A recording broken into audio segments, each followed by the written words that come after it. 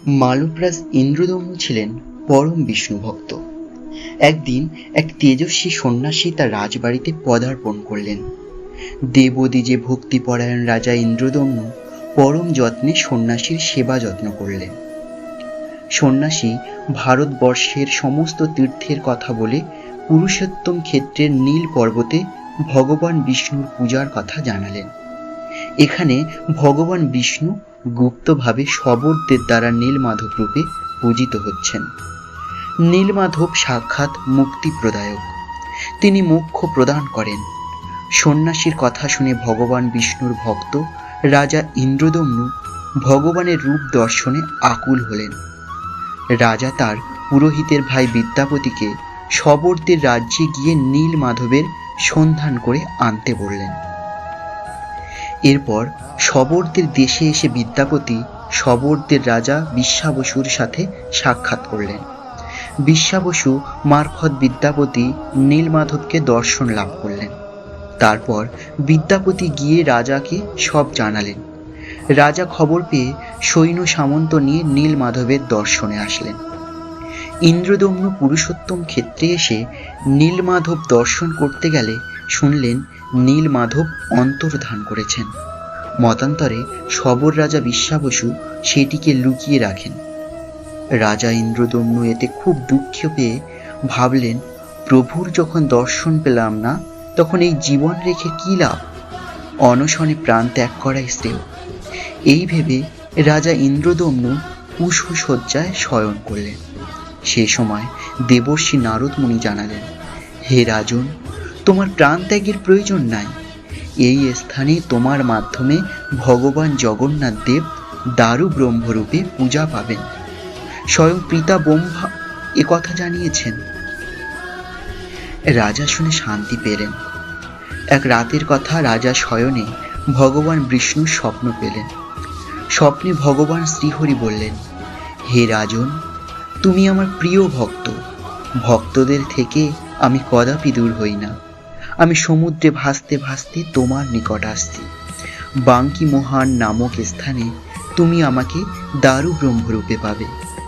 রাজা সেই স্থানে গিয়ে দারু ব্রহ্মের সন্ধান পেলেন, কিন্তু তাকে এক চুলও নড়াতে পারলেন না। রাজা আদেশ দিলেন হাতি দিয়ে টানতে। সহস্র হাতি টেনেও সে দারু ব্রহ্মকে এক চুল নড়াতে পারল না। রাজা আবার হতাশ হলেন। সেই সময় ভগবান বিষ্ণু স্বপ্নে জানালেন, হে রাজন, তুমি হতাশ হও না। শবর রাজ বিশ্বাবসু আমার পরম ভক্ত। তুমি তাকে সসম্মানে এই স্থানে নিয়ে আসো। আর একটি স্বর্ণ রথ আনয়ন করো। রাজা সেই মতো কাজ করলেন। ভক্ত বিশ্বাবসুকে আনালো। বিশ্বাবসু, বিদ্যাপতি আর রাজা তিনজনে মিলে দারু ব্রহ্ম তুললেন। সেই সময় চতুর্দিকে ভক্তেরা কীর্তন করতে লাগলো। তারপর দারু ব্রহ্মকে রথে বসিয়ে নিয়ে এলেন। রাজা ইন্দ্রদম্নু সমুদ্রে প্রাপ্ত দারু ব্রহ্ম প্রাপ্তির পর গুন্ডিচা মন্দিরে মহাবেদী নির্মাণ করে সহস্র অশ্বমেধ যজ্ঞ করলেন। ভগবান বিষ্ণুর কৃপায় সহস্রবার ভারতবর্ষের কোনো রাজাই যজ্ঞের অশ্ব ধরতে সক্ষম হল না। যজ্ঞ সমাপ্তে দেবর্ষি নারদ মুনির পরামর্শে রাজা সেই দারু ব্রহ্ম বৃক্ষ কাটিয়ে জগন্নাথ, বলরাম ও সুভদ্রা দেবীর বিগ্রহ তৈরিতে মনোনিবেশ করলেন। এর জন্য অনেক ছুতোর কারিগরকে ডেকে পাঠানো হলো, কিন্তু বৃক্ষের গায়ে হাতুড়ি, ছেনি ইত্যাদি ঠেকানো মাত্রই যন্ত্রগুলি চূর্ণ হতে লাগলো। রাজা তো মহা সমস্যায় পড়লেন। সে সময় ছদ্মবেশে বিশ্বকর্মা, মতান্তরে ভগবান বিষ্ণু এক ছুতোর বেশে এসে মূর্তি তৈরিতে সম্মত হলেন। তিনি এসে বললেন, হে রাজন, আমার নাম অনন্ত মহারানা। আমি মূর্তি গড়তে পারবো। আমাকে একটি বড় ঘর ও 21 দিন সময় দিন। আমি তৈরি করব একটি শর্তে। আমি 21 দিন দরজা বন্ধ করে কাজ করব। সে সময় এই ঘরে যেন কেউ না আসে, কেউ যেন দরজা না খুলে। অপরদিকে মোটা পারিশ্রমিকের লোভে যে ছুতোরা এসেছিল তাদের কেউ নিরাশ করলেন না অনন্ত মহারানা।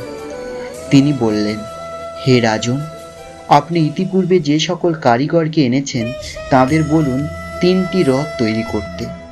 ছদ্মবেশী বিশ্বকর্মা ঘরে ঢুকলে দরজা বাইরে থেকে বন্ধ করে সেখানে কড়া প্রহরা বসানো হলো, যাতে কাক পক্ষীও ভেতরে না যেতে পারে। ভেতরে কাজ চলতে লাগলো, কিন্তু রানী গুন্ডিচার মন মানে না। স্বভাবে নারী জাতির মন চঞ্চলা হয়। রানী গুন্ডিচা ভাবলেন, আহা, কেমনই বা কারিগর বন্ধ ঘরে মূর্তি গড়ছেন, কেমন বা নির্মিত হচ্ছে শ্রী বিষ্ণুর বিগ্রহ। একবার দেখেই আসি না। একবার দেখলে বোধ হয় কারিগর অসন্তুষ্ট হবেন না। এই ভেবে মহারানী 14 দিনের মাথায়, মতান্তরে 9 দিনের মাথায় দরজা খুলে দিলেন। কারিগর ক্রুদ্ধ হয়ে অদৃশ্য হলো। অসম্পূর্ণ জগন্নাথ, বলভদ্র, সুভদ্রা দেবীর মূর্তি দেখে রানী ভিড়মি খেলেন। এ কি মূর্তি! নীল নবঘন শ্যামল শ্রীবিষ্ণুর এমন গোলাকৃতি নয়ন, হস্তপদহীন কালো মেঘের মতো গাত্রবর্ণ দেখে মহারানীর মাথা ঘুরতে লাগলো। রাজার কানে খবর গেল। রাজা এসে রানীকে খুব তিরস্কার করলেন। বন্ধ ঘরের মধ্য থেকে এক কারিগরের অদৃশ্য হয়ে যাওয়ার বিচক্ষণ মন্ত্রী জানালেন, তিনি সাধারণ মানব না, কোনো দেবতা হবেন। বিষ্ণু ভক্ত রাজা ইন্দ্রদম্নু তার আরাধ্যা হরির এই রূপ দেখে দুঃখিত হলেন। রাজাকে সেই রাত্রে ভগবান বিষ্ণু আবার স্বপ্ন দিলেন। বললেন, আমার ইচ্ছায় দেবশিল্পী মূর্তি নির্মাণ করতে এসেছিলেন, কিন্তু শর্ত ভঙ্গ হওয়াতে এই রূপ মূর্তি গঠিত হয়েছে। হে রাজন, তুমি আমার পরম ভক্ত। আমি এই অসম্পূর্ণ মূর্তিতেই তোমার পূজা নেব।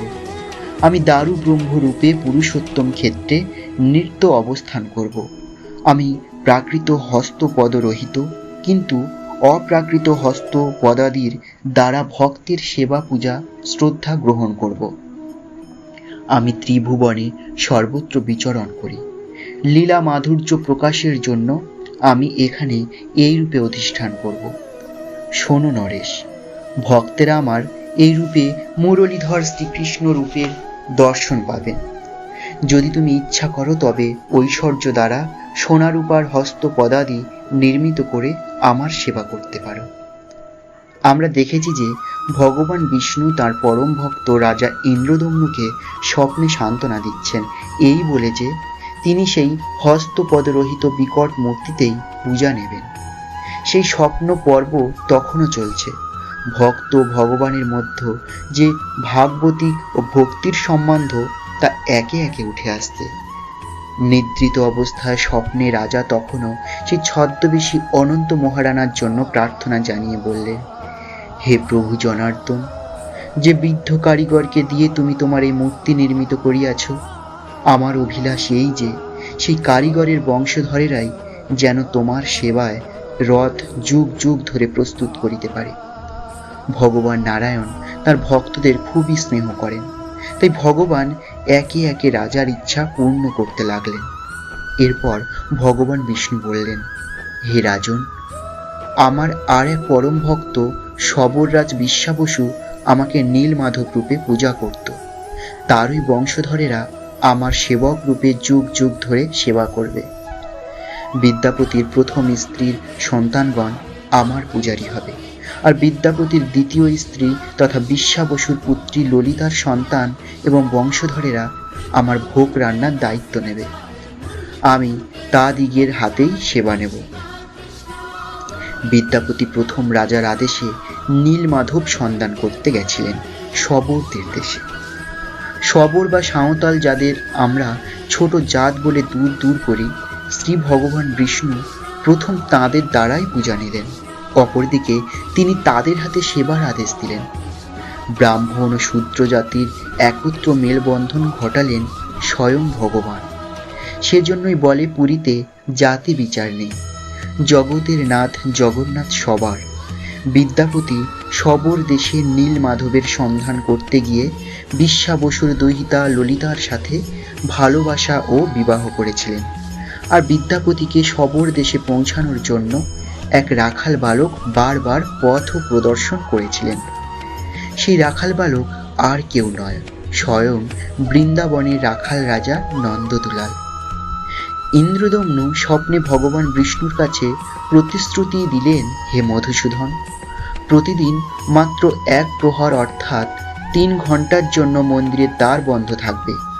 বাকি সময় মন্দিরের দ্বার অবারিত থাকবে, যাতে তোমার সন্তান ভক্তেরা তোমার দর্শন লাভ করে। সারাদিন আপনার ভোজন চলবে, আপনার হাত কদাপি শুষ্ক থাকবে না। ভগবান বিষ্ণু রাজাকে তাই বর দিলেন। এবার ভগবান ভক্তের পরীক্ষা নিলেন। তিনি বললেন, এবার নিজের জন্য কিছু প্রার্থনা করো।